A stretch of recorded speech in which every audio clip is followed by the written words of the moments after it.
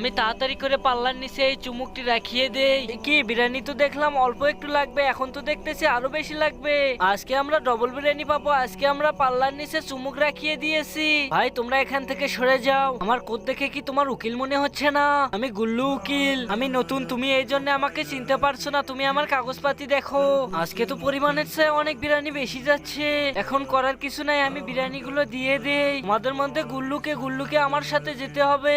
আজকে অনেকদিন পর বিরিয়ানি পেয়েছি স্যার, আমি বিরিয়ানি খেয়ে তারপরে যাব।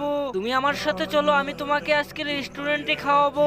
আচ্ছা তুমি তাহলে তোমার খাবার নিয়ে নাও, আমি চলে গেলাম। কিন্তু এরপর এমন কিছু হলো তাদের দুইজনের সাথে, সেটি দেখার আগে দুইটা ছবির ভিতরে তুমি যদি একটা ছবিকে ভালো মনে করে থাকো তাহলে ভিডিওতে লাইক দিয়ে চ্যানেলটি সাবস্ক্রাইব করে যাবে। আর যদি লাইক সাবস্ক্রাইব না করো তাহলে বুঝবে তুমি এই দুইটা ছবির ভিতরে একটাকেও ভালোবাসো না।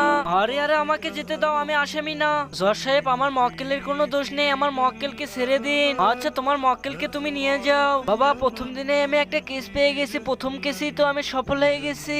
আরে বলো, এটাই লেখা আছে এই কেস কোনোদিন সমাধান হবে না। এই কেস আমিও অনেক চেষ্টা করেছি কিন্তু সফল হয়নি। এরপরেও তারা মক্কেলকে জেলে পুরিয়ে দেয়।